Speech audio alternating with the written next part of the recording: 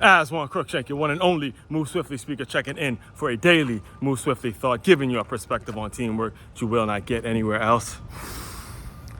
Teaching creatively, teaching creativity, and on top of teaching creativity, you also have to be teaching creatively.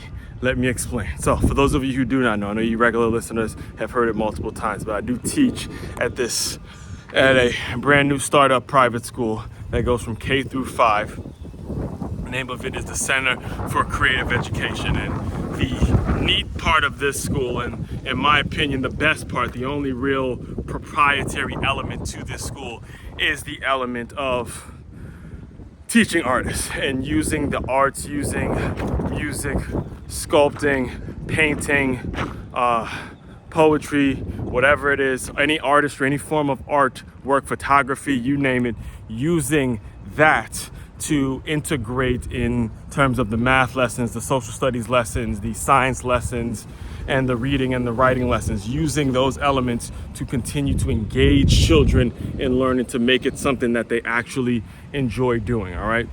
Been at the school for about 2.5 years now, and the second graders that I was initially working with have now become fourth graders, and I'm working with them again this year.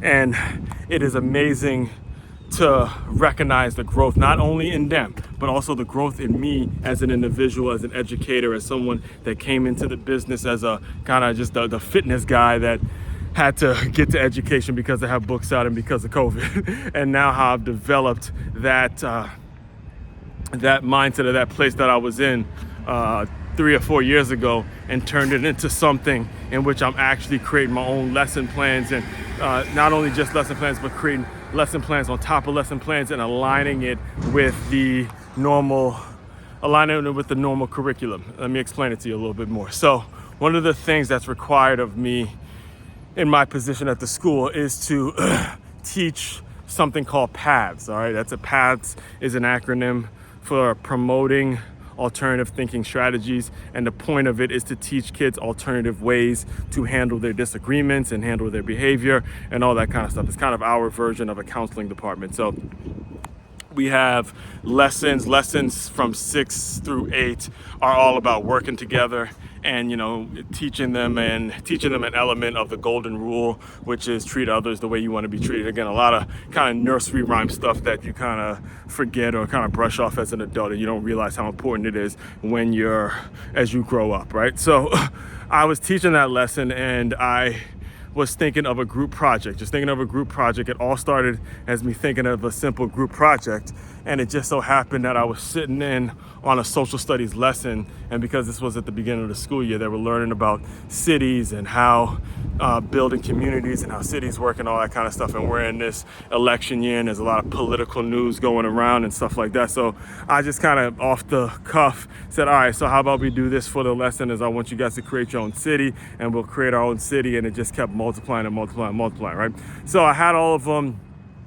I'll walk you through the entire process. I had all of them come up with a potential name for the city. We all wrote them down, and we all decided on Metroville. This was the kind of the group consensus for the whole class. I had them all design or think of a mascot, everyone giving their input, and then they came up with the bunnies. So the Metroville bunnies. And then, as I was thinking about how to kind of expand upon that, I gave them all certain assignments in which they can create their own buildings, their own parts of the city. So we had one girl create a zoo, we had another one create a school, we had another one create a back to school store, had another one create a bank, had another one create flying cars, then we had another one create a theme park, then we had another one create a GameStop, Sky Zone, all of that stuff. And then we actually had a new kid come in who created a hospital. And again, these were just things that were written down. It was just on paper. And then what happened was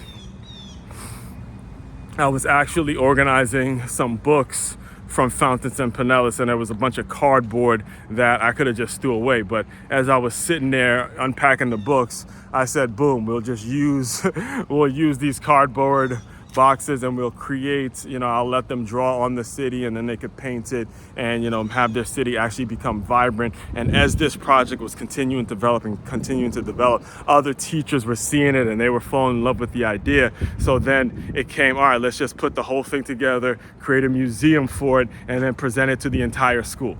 Again, something that I was just excuse me, something that I was just simply creating to help the young people learn how to work together now becomes something that is like a ripple effect, and it becomes a lesson that can be taught to the entire school. And then when that happens, as these kids get older and then the school hears about it, now it's something that the school can teach to the community, and now the community can teach to the entire city, and the city can teach to the entire state, and then the state can teach to the rest of the United States, and the United States goes and teaches to the rest of the world. That is the mentality. That is the power of thinking creatively.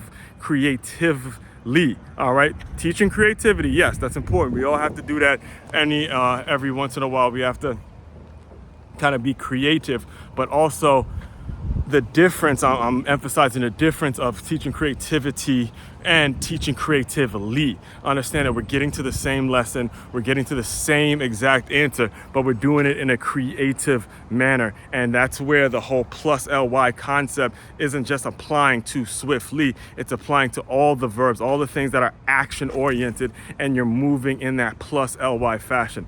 That's what this business is all about. That's why it is you see the amount of content that you see on me every single day. It's because I'm constantly learning and creating opportunities to think and teach creatively. That's what it's all about, all right? All that being said, main website to check out to dive deeper into all my work. If you want a staff, if you want a organization that's moving in that cohesive way, and you got constant creativity kind of just wrapped around your entire company, entire organization, go to freeguide.makeyourmove.com. Put your information in. You will get a guide on the 10 best ways to use innovative teamwork to reduce the turnover in your business.